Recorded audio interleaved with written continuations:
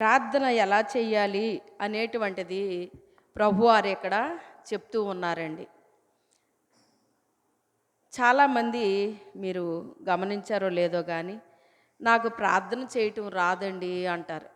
ప్రార్థన చేయండి అమ్మా అంటే ఏమంటారు? నాకు ప్రార్థన చేయడం రాదు అంటారు. ప్రార్థన చేయడం రావడము అంటే అది ఏమైనా నేర్చుకునేదా? అది నేర్చుకునేది కాదు. ఒక బిడ్డ తన తండ్రితో మాట్లాడడానికి ఏమైనా నేర్చుకోవాలా? నేర్చుకోని అవసరం లేదండి. మన నాన్నతో మనం ఎలా మాట్లాడాలో మనకెవరన్నా చెప్పాలా? అవసరం లేదు. అయితే ఇక్కడ ఏమని చెప్తున్నాడంటే ఆయన, మీరు ప్రార్థన చేయనప్పుడు వేషధారుల వలె ఉండవద్దు. ఎందుకు ఈ మాట ఈయన ఇక్కడ వాడాడు? మీరు ప్రార్థన చేయనప్పుడు వేషధారుల వలె ఉండొద్దు అని ఎందుకు మాట్లాడాడు ఈయన అంటే, ప్రార్థన చేసే విషయంలో కూడా వేషధారణ ఉంది అని చెప్తున్నాడు. ఇక్కడ ఏముందంట? వేషధారణ ఉందంట. అంటే మనము చేసే ప్రార్థన మరి అందరికీ ఏమనిపించింది? నేను బాగా ప్రార్థన చేశానా అని అడుగుతారు కొంతమంది. ప్రార్థన చేసిన తర్వాత ఏమంటారు? నేను బాగా ప్రార్థన చేశానా, ఎలా చేశాను నేను ప్రార్థన అని అడుగుతారండి. అయితే మరి మనం ఎలా చేసాము అని ఎందుకు అడగాలి మనం ఇతరులని? అంటే ఇతరులకి మనం చేసే ప్రార్థన బాగోవాలా? వాళ్ళకి నచ్చాలా? అంటే మనకి వాక్చాతుర్యం ఉండాలా? మన యొక్క మరి ఆ ప్రార్థన అనేటువంటిది ఇతరులకే అది ఇష్టకరంగా ఉందా లేదా, వాళ్ళకి నచ్చిందా లేదా, అందుక మనం ప్రార్థన చేసేది. ఎందుకు చేస్తున్నాం ప్రార్థన? మన పరలోకపు తండ్రితో మనము మాట్లాడుతున్నాం. ఆయన ఏం చెప్తున్నారంటే తన బిడ్డలకు చెప్తున్నాడండి. తన బిడ్డలకి ఏమని చెప్తున్నాడు ఇక్కడ? 6వ వచనం, నీవు ప్రార్థన చేయనప్పుడు నీ గదిలోనికి వెళ్ళి తలుపు వేసి రహస్యమందున్న నీ తండ్రికి ప్రార్థన చేయుము. నీవు ప్రార్థన చేసేటప్పుడు నీ గదిలోకి నువ్వు వెళ్ళి తలుపు వేసి రహస్యమందున నీ తండ్రికి ప్రార్థన చెయ్యి. అప్పుడు రహస్యమందు చూచి నీ తండ్రి నీకు ప్రతిఫలమిచ్చును అంటున్నాడు. అంటే ప్రార్థన ఎవరికి చెయ్యాలి? ఎవరికి వినబడాలి? ఆలోచించండి. మీరు గమనించారో లేదో కానీ చిన్ని పిల్లలు తమ తండ్రితో ఎలా మాట్లాడతారో తెలుసా? నెమ్మదిగా మాట్లాడతారండి కొంతమంది చిన్ని పిల్లలు. పక్కోళ్ళకి వినబడిపోద్దేమో అని చెవు దగ్గర ఇలా పెట్టి 2 చేతులు పెట్టి ఏంటో చెప్తారన్నమాట. అది ఎవరికి వినబడదు. అది అంటే పక్క వాళ్ళకి వినబడిపోద్దేమో అని చెప్పేసి వాళ్ళు చిన్ని బిడ్డలే కానీ ఎలా పెడుతున్నారు వాళ్ళు? అసలు ఈ చేతులు పెట్టి అలా చెయ్యాలని ఎవరు చెప్పారు వాళ్ళకి ఎలా తెలుసు? చూసారా, ఒక చిన్న బిడ్డ తన తండ్రితో మాట్లాడినప్పుడు పక్కోళ్ళకి వినబడకూడదు. కానీ ఆ బిడ్డ ఏం చెప్పుతుందో ఏం అడుగుతుందో ఎవరికి తెలుసు? తన తండ్రికి తెలుసు. ఏం చెప్తుంది అంటే ఆయన నవ్వుతారు కానీ ఇలా చెప్తుందని చెప్తారా? అలాగేనమ్మా అలాగే అని నవ్వుతారు ఆయన. పక్కనున్న మనం అడిగితే చెప్తారా ఆయన? చెప్పరు. ఎందుకని? ఆ బిడ్డ అడిగిన దానికి ఆ తండ్రి ఏమైపోయాడు? మురిసిపోతున్నాడండి. నా బిడ్డ నన్ను మాత్రమే అడుగుతుంది, నాకు మాత్రమే చెప్తుంది. అసలు పక్కనున్న వాళ్ళకు కూడా వినబడకూడదని 2 చేతులు ఇలా పెట్టి చెప్తుందంటే ఆయనకి ఎంత ఆనందం అనిపిస్తుందండి. ఒక చిన్ని బిడ్డకున్న జ్ఞానము కూడా ఎవరికి లేదట? వేషధారులకి లేదని చెప్తున్నాడు అక్కడ. వేషధారులు చేసే ప్రార్థన ఎలా ఉంటుంది అంటే అందరికీ అసలు ఎంత బాగా చేశారండి వాళ్ళ ప్రార్థన అని అనిపించుకోవాలని. మనం ప్రార్థన చేస్తే ఇతరులకి నచ్చడం అనేటువంటిది అది వేరే విషయం. కానీ నేను చేసిన ప్రార్థన అందరికీ నచ్చిందా లేదా అని మనం అనుకోవడం అనేటువంటిది ఏమనిపిస్తుంది? అది వేషధారణ అనిపిస్తుందండి. మనం చేసే ప్రార్థన అందరికీ నచ్చడం ఏంటి? మన తండ్రితో మనం ఎలా మాట్లాడాలనుకున్నామో అలాగే మాట్లాడతాం. ఇప్పుడు నేను మీకు ప్రార్థన ఇచ్చాను చెయ్యమని. ఏ అంశం కోసం ఇచ్చానో ఆ అంశమే మీరు ఎత్తుకోవాలి. వేరే వేరే ఏమీ ఎత్తుకోకూడదండి.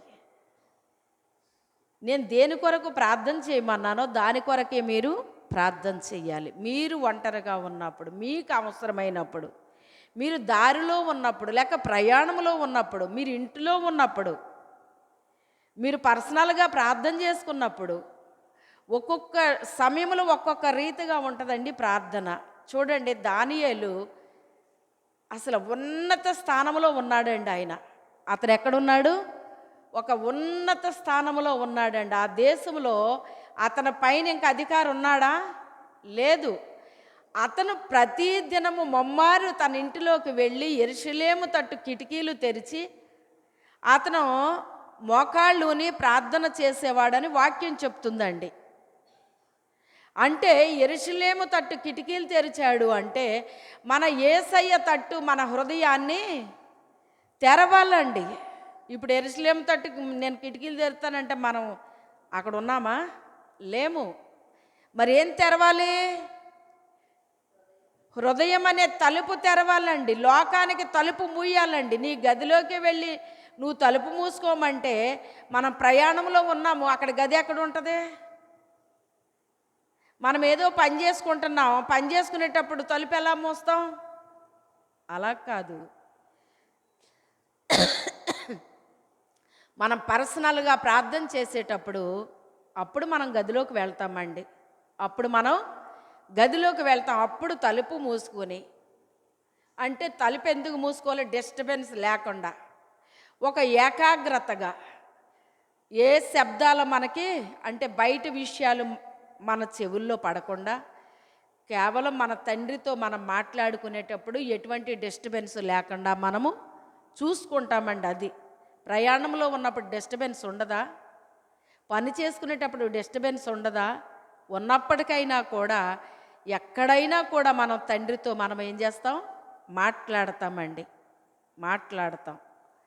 అయితే లోకానికి తలుపు మొయ్యాలి. లోకపు విషయాలు మన చెవుల్లోకి వెళ్ళకూడదు. అవి వినబడతానే ఉంటాయి, అవి వినబడుతూనే ఉంటాయండి. కానీ మనము చెవి దేనికి యొగ్గాలి? మన పరమ తండ్రి ఏం చెప్తున్నాడో, మనం ఆయనతో ఏం చెప్తున్నామో దాన్ని మనం ఏం చేయాలి? దానికి మనం ఏకాగ్రత కలిగి ఆయనతో మనము మాట్లాడాలి. మనం ఏం చెప్పాలనుకుంటున్నామో, ఆయన దగ్గర నుంచి మనం ఏది వినాలనుకుంటున్నామో రెండూ జరుగుతాయండి. ఒక్కొక్కసారి మనం మాట్లాడతాం, ఒక్కొక్కసారి ఆయన మనతో కూడా మాట్లాడతాడు. మనం చెప్పింది మనం చెప్తే ఆయన చెప్పేది కూడా మనకి ఆయన చెప్తాడు. అంటే ఇద్దరి మధ్య ఒక సంభాషణ జరుగుతుంది. ఒకసారి మనం చెప్పింది మాత్రమే మనం చెప్పేసి వెంటనే మన ప్రార్థన ముగించేస్తామంటండి. కొంతమంది చెప్పింది ఏంటంటే ప్రార్థన చేసిన వెంటనే ముగించి లేచిపోకూడదు, కాసేపు ఉండాలి. ఉన్నప్పుడు మనం అప్పటి వరకు మాట్లాడాం కదా, ఆయన కూడా మనతో మాట్లాడతారని చెప్తూ ఉంటారు చాలామంది. అవునా కదా? అవును. అయితే నా అనుభవం ఏంటంటే నాకు ఏ టైంలో అయినా ప్రభు స్వరం నేను వింటూ ఉంటాను. కేవలం ప్రార్థన చేసుకున్నప్పుడు మాత్రమే నేను విన్నండి. అంటే ఆ టైంలో వింటాను. నేను పనులు చేసుకునే టైంలో, నేను ఖాళీగా ఉన్న టైంలో, లేకపోతే పడుకున్న టైంలో, కూర్చున్న టైంలో, ప్రయాణం టైంలో, ఏ టైం అయినా కావచ్చు, ఆయన మాట నేను వినే ఆ కృప దేవుడు నాకు అనుగ్రహించాడు. ఎందుకంటే వినే చెవి, గ్రహించే హృదయం ఎవరివ్వాలది మనకి? దేవుడు ఎప్పుడిస్తాడో తెలుసా? ఆయన యందు మనం భయభక్తులు కలిగి ఉంటే మనకు ఆయన వినగలిగిన చెవి, గ్రహించే హృదయాన్ని కూడా ఇచ్చేస్తాడు. అంటే ఆయన స్వరాన్ని వినగలిగే చెవి మనం కలిగి ఉంటాం. చెవి గలవాడు ఆత్మ చెప్పుచున్న మాట వినుగాక. ఆయన చెప్పే సంగతులు మనం వింటాం. మనకేం చెప్తున్నాడో మనం వింటాం. వింటమే కాదు, గ్రహిస్తాం. ఎందుకు చెప్పాడో గ్రహిస్తామండి. మా బంధువులు వచ్చినప్పుడు కొంతమంది కుటుంబారాధన పెట్టినప్పుడు ప్రార్థన చేయమంటాను నేను. అమ్మో నాకు రాదు, నాకు భయము అని ఇలా అంటారు. అన్నప్పుడు సరే అని చెప్పేసి ఒకరోజు ఊరుకుంటాను. వాళ్ళు ఎక్కువ రోజు ఉండేవాళ్ళు అయితే ఒకరోజు ఊరుకుంటా, ఒకసారి ఊరుకుంటా, 2 సార్లు మూడోసారి ఊరుకోనండి. కొంతమందిని మొదటిసారే ఊరుకోను. ఎందుకంటే వాళ్ళకి కొంచెం టచ్ ఉన్న వాళ్ళు ఉంటారన్నమాట. కానీ అక్కడ చేయడానికి భయపడతారు, నా దగ్గర చేయడానికి భయపడతారు. అప్పుడు నేను వాళ్ళని ప్రోత్సహిస్తాను. కోప్పడడం కాదు కానీ ప్రోత్సహిస్తాను. ఎందుకు భయము? మన తండ్రితో మనం మాట్లాడడానికి మనకెందుకు భయము? నాకు ప్రార్థన రాదు అంటే మీ నాన్నతో నీకు మాట్లాడడానికి నీకు భయమా? నువ్వు బాగా మాటలు నేర్చుకున్నాక అప్పుడు మాట్లాడతావా మీ నాన్నతోని? మీ నాన్నతో మాట్లాడడానికి నీకు భయం ఉండదు కదా. అలాగే మాట్లాడు ఆయనతోని. నువ్వేం చెప్పాలనుకుంటున్నావు అది చెప్పు ఆయనతోని. ప్రభువా నన్ను రక్షించు, నా కుటుంబాన్ని రక్షించు, ఇలాగ అందరినీ రక్షించు, ఇలా ప్రార్థన చెయ్యి. అంతే కదా. ప్రార్థన అంటే ఏం చెప్తావు నువ్వు? ఆ తర్వాత నువ్వేమి అడగాలనుకుంటున్నావు, ఏం చెప్పాలనుకుంటున్నావు అది నువ్వు చెప్పు అన్నప్పుడు వాళ్ళలో ఉన్న భయం వెళ్ళిపోయి వాళ్ళ నోరు తెరుస్తారు. నోరు తెరిచి నేను 2 మాటలు చేయమంటే వాళ్ళు కొన్ని మాటలు చేస్తారండి. అలా మెల్లమెల్లగా వాళ్ళలో ఉన్న భయము వెళ్ళిపోతుంది. నెమ్మదిగా వాళ్ళు ప్రార్థన చేయడం ప్రారంభిస్తారన్నమాట. అంటే ప్రజలను మనం ఏం చేయాలంటే భయపెట్టడం కాదు కానీ ప్రోత్సహించాలి మనం. కొంతమందిని ఎంత ప్రోత్సహించినా కూడా వాళ్ళు చేయరండి. నాకు భయము, నాకు భయము, నాకు రాదు, నాకు రాదు అంటారు. ఇది పాఠం అప్పచెప్పడం కాదు, ఇది రావడానికే. ఇది ఏమైనా పాఠం అప్పచెప్పడమా ప్రార్థన అంటేని? అమ్మయ్య చేసేసాను అయిపోయింది అనడానికి ఇది ఏమైనా పాఠమా? ఇది మనం చదివేసి నేర్చుకుని అప్పచెప్పేసింది అయిపోయింది అనటానికి. మనం ఎప్పుడు ఏది మనము చెయ్యాలనుకుంటున్నామో, ఏది మాట్లాడాలనుకుంటున్నామో ఆయనతో మనం చక్కగా మాట్లాడొచ్చండి. కానీ ఎలా మాట్లాడాలట? వేషధారుల వలె నువ్వు చెయ్యొద్దు ప్రార్థన అంటాడు. వేషధారులు అందరికీ వినబడాలండి, అందరూ తన చూసి మెచ్చుకోవాలని ఆ రకంగా చేస్తారు. నువ్వు అలా చెయ్యొద్దు. ఎవరో నిన్ను చూస్తున్నారని, ఎవరో నీ ప్రార్థన వింటున్నారని, నిన్ను పొగుడుతారని అలా చెయ్యొద్దు. అలాగ వేషధారులు చేస్తారు. నువ్వు ప్రార్థన చేసినప్పుడు ఇలా చెయ్యి. నీ గదిలోకి వెళ్ళి తలుపేసుకుని నువ్వు రహస్యమందు చూచుచున్న నీ తండ్రికి నువ్వు ప్రార్థన చెయ్యి. రహస్యమందు చూచుచున్న నీ తండ్రి నీకు ప్రతిఫలము ఇచ్చును. అంటే ఇక్కడ ఏమర్థమవుతుంది మనకి? నీ తండ్రి, నీ తండ్రి అంటున్నాడు ఆయన. అంటే ఆయన నీ తండ్రి అని చెప్పేస్తున్నాడు అక్కడ. నువ్వెవరికి ప్రార్థన చేస్తున్నావు? నీ తండ్రికి చేస్తున్నావు. అంటే నువ్వు ఆయనకి బిడ్డవే. ఆయనకి నీకు రక్త సంబంధం ఉంది. ఆయన రక్తంలో నువ్వు కడగబడ్డావు. తను ఎందరు అంగీకరించినో వాళ్ళందరికీ ఆయన పిల్లలయ్యే అధికారం ఇచ్చేశాడు ఆయన. నువ్వు నేను అంగీకరించాము. అంగీకరించినప్పుడే ఆయన పిల్లలం అయిపోయాం మనం. మరి మనకేముంది ఇప్పుడు? ఆయనతో మాట్లాడే, మన నాన్నతో మాట్లాడే అధికారం మనకు ఉంటుందా ఉండదా? మనకున్న అధికారం బయట నుంచి వచ్చిన వాళ్ళకి ఉంటుందా అండి?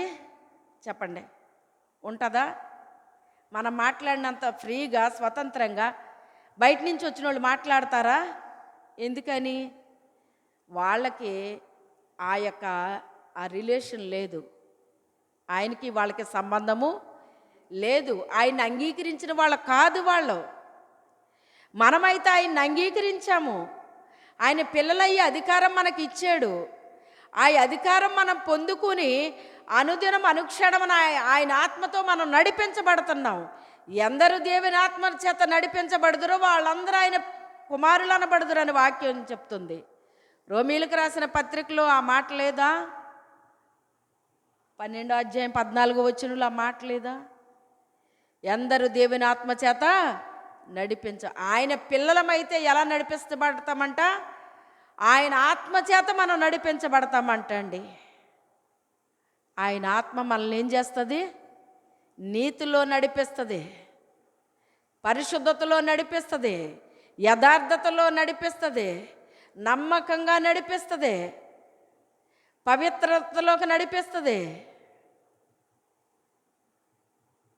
ఆయన మనల్ని తన మార్గములో నడిపిస్తాడండి. పరిశుద్ధాత్మ దేవుడు ఎలా నడిపిస్తాడు? క్రమముగా నడిపిస్తాడటండి. క్రమముగా నడిపిస్తాడట. ఇది రోమీలకు రాస్తున్నాడు పౌలు గారు. దేవుని ఆత్మ మనల్ని క్రమముగా నడిపిస్తుందటండి. అన్నిటిలో మనకి క్రమము నేర్పిస్తాడండి పరిశుద్ధాత్మ దేవుడు. ఎలా ఉండాలో, ఎలా నడుచుకోవాలో మనకి క్రమాన్ని నేర్పిస్తాడు పరిశుద్ధాత్మ దేవుడు. దేవుని బిడ్డలు అంటారు కానీ క్రమం ఉండదు చాలామందికి. ప్రతి దాంట్లో క్రమం ఉంటుందండి. ఏంటి ఈ అమ్మాయికి అసలు క్రమం లేదేంటి, క్రమంగా ఉండదేంటి ఈ అమ్మాయి? ప్రతి దానికి ఏముంది? క్రమం ఉంది. మన జీవితాల్లో క్రమం ఉందా, క్రమము లేదా? మనం పరిశుద్ధాత్మ చేత నడిపించబడుతున్నామా, నడిపించబడట్లేదా? ఆయన్ని అంగీకరించాము అంటే ఆయన బిడ్డలమయ్యామంటే ఆయన ఆత్మ మనల్ని నడిపిస్తాడు. మరి ఆయన ఆత్మ నడిపింపు మనకుందా? ఆయన ఆత్మ నడిపింపు ఉంటే మరి మనం క్రమముగా నడుస్తాం కదా. అన్నిటిలో క్రమం ఉంటుంది కదా కదా క్రమం ఉంటుందా, ఉండదా? ఉంటుందండి. క్రమముగా జీవిస్తామండి. మన జీవితంలో కూడా ఏముంటుంది? క్రమముగా ఉంటామండి. క్రమముగా జీవిస్తాం, క్రమముగా ఉంటాం.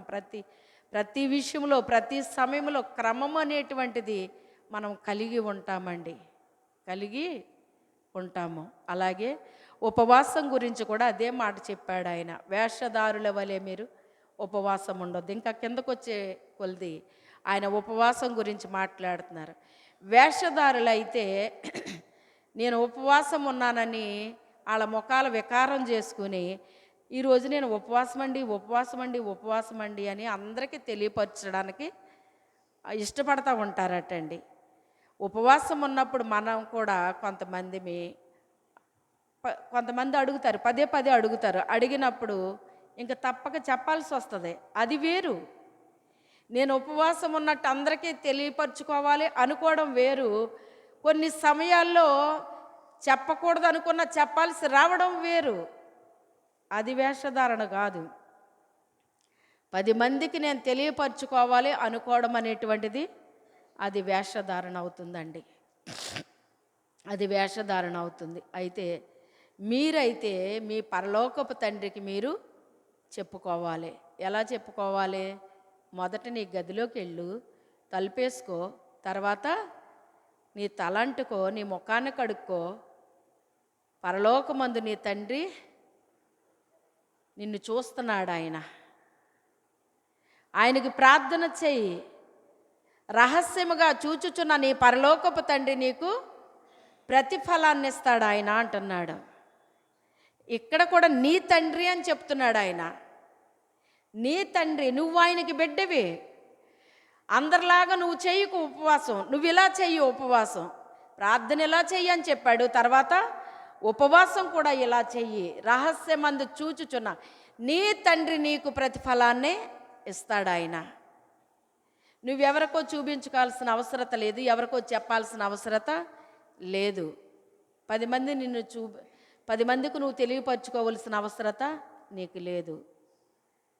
అలా చూపించుకునే వాళ్ళు అలాగ 10 మంది నన్ను చూడాలి, 10 మందికి చెప్పుకోవాలి అనుకోవడం అనేటువంటిది అది వేషధారణ అని చెప్తున్నాడు. అయితే నీవు ఉపవాసం ఉన్నప్పుడు నీ తల అంటుకో, అంటే నీ తలంపులు శుభ్రంగా అంటుకోవాలంటే ఏం చెయ్యాలి?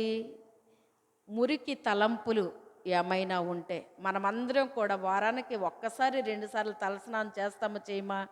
ఒకప్పుడు వారానికి 1 సారే తలస్నానం చేసేవారు, ఇప్పుడు ఎక్కువగా చేస్తున్నారండి. అంటే వారానికి 1 సారి కాదు, 2-3 సార్లు కూడా చేస్తున్నారు. అవసరమైతే ప్రతిరోజు తలస్నానం చేసేవాళ్ళు కూడా ఉన్నారు. కొంతమంది తలస్నానం చేయడానికి ఇష్టపడుతున్నారు ఎక్కువ మంది.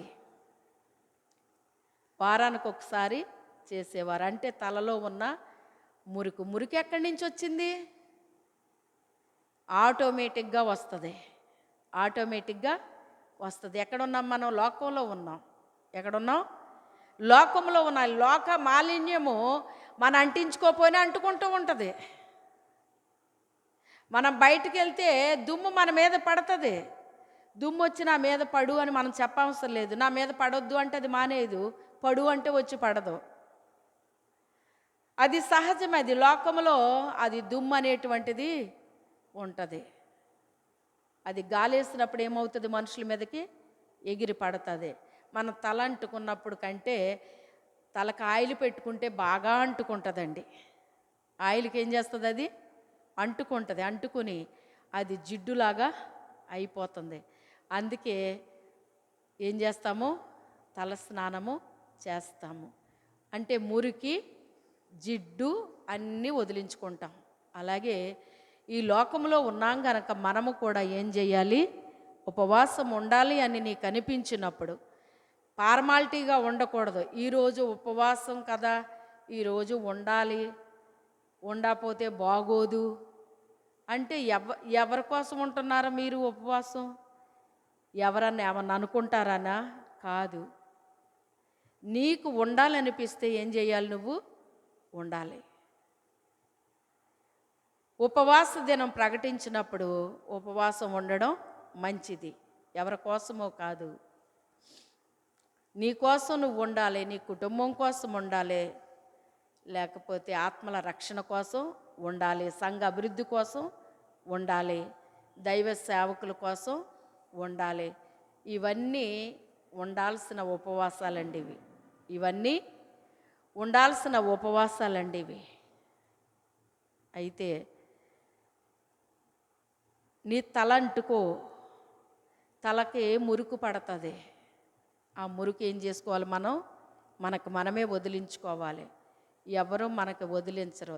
చిన్న వయసులో ఉంటే అమ్మ తలస్నానం చేపిస్తుంది. ఎదిగే కొలది ఏం చేయాలి, మనమే మన తలలో అంటుకోవాలి. అంటే మన మురికి మనమే వదిలించేసుకోవాలి.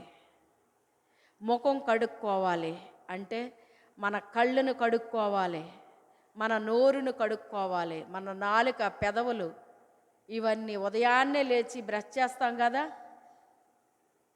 ప్రతిరోజు చేస్తామా లేదా? డెంటల్ డాక్టర్ ఏం చెప్తారో తెలుసా మీకు? 2 పూటలు చేయమంటారు. సాయంత్రం మీరు తిన్న ఆహార పదార్థాలు ఆ పళ్ళల్లో ఇరుక్కుపోయి అవి బ్యాక్టీరియా తయారయ్యి పళ్ళు పాడైపోతాయి కనుక సాయంత్రం కూడా బ్రష్ చేయండి అని చెప్తారు వాళ్ళు. అయితే ప్రతి దినము ప్రతి ఒక్కళ్ళు కూడా ఏం చేస్తారు, బ్రష్ చేస్తారన్నమాట అండి. ఎందుకని? బ్రష్ చేయకపోతే నోరు వాసన వస్తుంది. అలాగే ఆత్మీయంగా కూడా మనం ఏం చేయాలి, బ్రష్ చెయ్యాలి. ప్రతిదినం చెయ్యాలండి. ఉదయమో సాయంత్రమో లేకపోతే 4 రోజులకో 10 రోజులకో కాదు, ప్రతిదినం కూడా బ్రష్ చేయాల్సిందే. మనం కూడా ఆత్మీయంగా ఉదయాన్నే లేచి ప్రార్థన చేసుకున్నప్పుడు మొత్తం కడుక్కోవాలన్నమాట అండి. మన ముఖం కడుక్కోవడం అంటే ఎలాగ పళ్ళు తోముకుంటున్నామో అన్నిటిలోకి వచ్చేస్తుంది అది. కళ్ళు కడుక్కుంటాం, చెవులు కడుక్కుంటాం, మొహం కడుక్కుంటాం, నోరు కడుక్కుంటాం. ఇవన్నీ కడుగుతున్నామా లేదా? అదంతా కలిపి ఏమంటాము? ఇప్పుడంటే బ్రష్ చేయడము అంటున్నారు కానీ మా చిన్నప్పుడు ఏమనివ్వరు, మొహం కడుక్కున్నావా లేదా అనివ్వరు. మొహం కడుక్కోవడం అంటే ఏంటి? పళ్ళు తోముకోవాలి, పాచి తీసుకోవాలి, మొహం అంతా కడుక్కోవాలి నీళ్లతో, సోపుతో కడుక్కుంటారు కొంతమంది. అయితే ఇంపార్టెంట్ ఏంటి? పళ్ళు తోముకొని పాచి తీసుకోవడం, తర్వాత నీళ్లతో కడుక్కోవడం, ఇది చాలా ఇంపార్టెంట్. తర్వాత సోపు పెట్టుకోకపోవడం అది వేరే విషయం. ఇది చాలా కంపల్సరీ చేయాల్సిన పని అన్నమాట అండి. అయితే ఆ రీతిగా మనము ఏ రీతిగా శుద్ధి చేసుకుంటున్నామో ఆ ఉపవాసం అనేటువంటిది నీ శుద్ధి కొరకు అని చెప్తున్నాడు ఆయన. 10 మందికి నువ్వు తెలియపరచుకోవడం కోసం కాదు, నీ శుద్ధి కోసము అని చెప్పేసి చెప్తున్నాడు అన్నమాట. అప్పుడు రహస్యమందు చూచుచున్న నీ పరలోకపు తండ్రి, నీ తండ్రి అని అక్కడ మాట్లాడుతున్నాడు ఆయన. అంటే ఆయనకి నీకు ఏముంది, రిలేషన్ ఉంది. ఆయన నీ తండ్రి. నీ తండ్రికి వినబడేటట్టు, నీ తండ్రికి కనబడేటట్టు నువ్వు చేసినప్పుడు ఆయన తప్పకుండా ఏం చేస్తాడట? ఆయన నీకు ప్రతిఫలాన్ని ఇస్తాడు. ప్రతిఫలాన్ని అంటే నువ్వేదో చేసావు, అది ఎవ్వరికీ కనబడలేదు. నువ్వు చేసిన దానికి ప్రతిఫలం నీకు రావాలి. ఆ ప్రతిఫలాన్ని ఆయన ఇస్తానంటున్నాడు. దేవుని కొరకు నువ్వేదో చేసావు, అందరికీ కనబడేది చేస్తే అందరూ చూస్తారండి. అందరికీ కనబడింది ఏదన్నా మనం చేస్తే అందరూ చూస్తారా? చూడరు.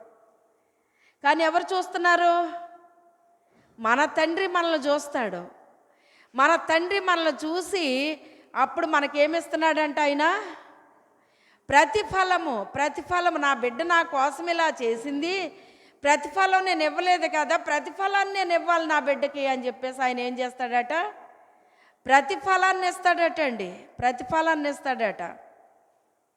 ఇప్పుడు చూడండి, దానియేలు ముమ్మారు ప్రార్థన చేశాడండి. చేయకూడదని ఆజ్ఞ విధించబడింది. కానీ నా తండ్రికి నేను ప్రార్థన చేయకుండా ఎలా ఉంటాను అని చెప్పి ఆయన చేశాడు. చేసినందుకు సింహాల బోన్లోకి వెళ్ళాడండి. సింహాల బోన్లోకి వెళ్ళిన మరి తండ్రి అక్కడికి వచ్చాడా లేదా, తన దూతను పంపించాడా లేదా? తన బిడ్డ కొరకు తన దూతనే పంపించాడు. మనకే అంతే.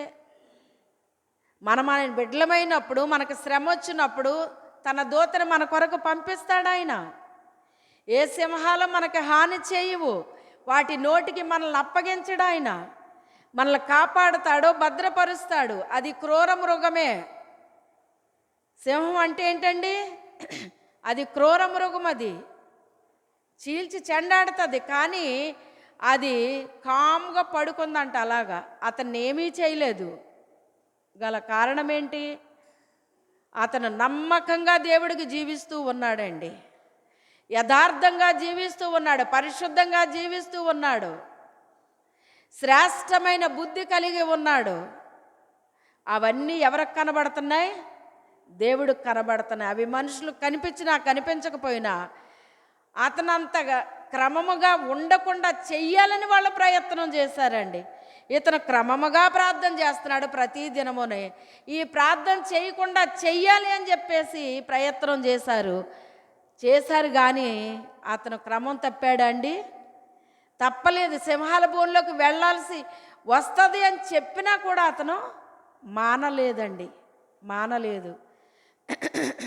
అటువంటి ఆజ్ఞ జారీ అయ్యిందని అతనికి తెలియదా? తెలిసి కూడా చేశాడు. తెలిసి కూడా చేస్తున్నాడనే విషయం ఎవరికి తెలుసు? దేవుడికి తెలుసు. అందుకే ఆయన ప్రతిఫలంగా ఏం చేశాడు? ఆయన తన బిడ్డని యెహోవా యందు భయభక్తులు గల వారి చుట్టూ ఆయన దూత కావలి ఉండి వారిని రక్షించును. తన దూతని కాపలా పెట్టేశాడటండి ఆయన. ఆ దూత రక్షించిందండి. రక్షించడమే కాదు, అతను క్షేమంగా దేవుడు బయటికి తీసుకురావడమే కాదు, ఏ పోస్ట్ అయితే అతను పోగొట్టుకున్నాడో ఆ పోస్ట్ని మరలా తిరిగి అతనికి ఇవ్వబడిందండి. అది ఎంత ఘనతది! కొన్నిసార్లు మన మీద మనుషులు చేసిన కుట్రల వల్ల కొంతకాలం మనము కొన్నాట్లకి దూరపరచబడతామండి. కానీ దేవుడు ఎందులో నుంచి అయితే మనల్ని దూరం అయ్యామో చూడండి, కొంతకాలం అతను సింహాల బోన్లోకి వెళ్ళాల్సి వచ్చింది. మరి సింహాసనం దిగాడా లేదా?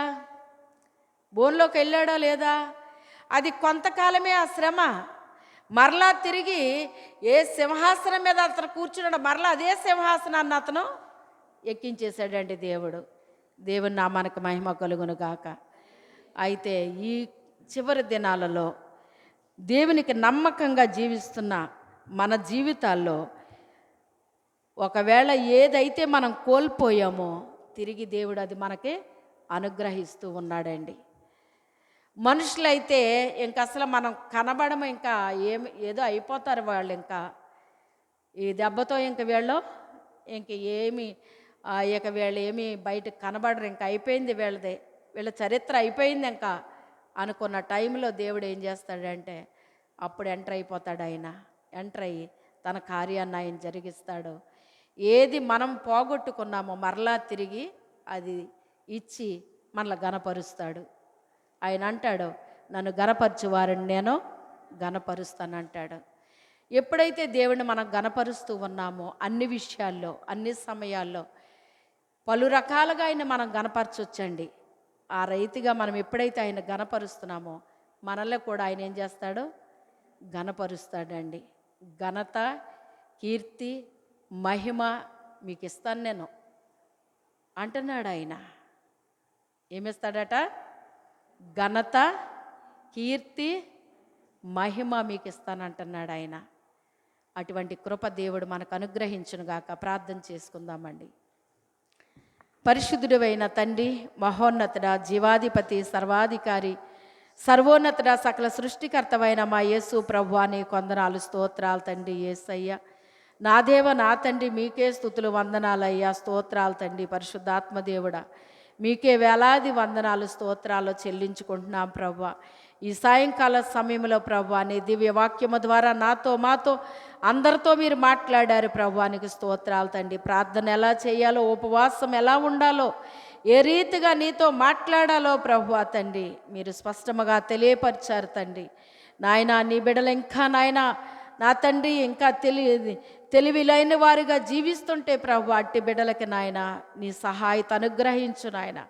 రహస్యమందు చూచుచున్న నా తండ్రి నాకు ప్రతిఫలం ఇస్తానన్నాడని రహస్యంగా నాయన ప్రార్థించే బిడ్డలుగా తండ్రి, రహస్యంగా నాయన ఉపవాసం చేసే పరిస్థితిని బిడ్డలకు అనుగ్రహించు నాయన. ప్రభు వేషధారుల వలె ప్రార్థన చేయకూడదు, వేషధారుల వలె ఉపవాసాలు చేయకూడదయ్యా తండ్రి. రహస్యంగా చూచుచున్న మీకు ప్రార్థించే అనుభవాలు, మీకు మీ సన్నిధిలో ఉపవాసించి నాయన తమకు తాము శుద్ధి చేసుకునే కృపని అనుగ్రహించి సహాయం చేయండి.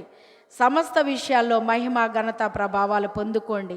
కూడి వచ్చిన బిడ్డలందరినీ బట్టి వందనాలు, స్తోత్రాలు. రాలేకపోయినటువంటి బిడ్డలు కూడా జ్ఞాపకం చేసుకోయ్యా. నీ కృపా కాపుదల భద్రత దయచేసి సహాయం చేయమని యేసు అతి పరిశుద్ధ నామములు అడిగి వేడుకొనుచున్నాము తండ్రి. Amen, amen. యేసు రక్తమే జయము, యేసు నామే జయం. ప్రవేశ రక్తం సంపూర్ణ విజయం. అపవాది క్రియలకు అనంతరికి నాశనం ప్రవేశన మన ఘన విజయం కలుగునుగాక. ఆమెన్. తండ్రి అయిన దేవుని యొక్క ప్రేమయు, కుమారుడైన యేసు క్రీస్తు ప్రభు వారి యొక్క మహాకృపయు, పరిశుద్ధాత్మ తండ్రి యొక్క అన్యోన్యమైన సహాయము సహవాసము ఇప్పుడు ఎల్లప్పుడు మనకి, మన కుటుంబాలకి, మన సంఘానికి, మన గ్రామాల, జిల్లాల, రాష్ట్రాలు, మన దేశాలకు నిత్యము తోడుగా ఉండునుగాక. Amen, amen, amen.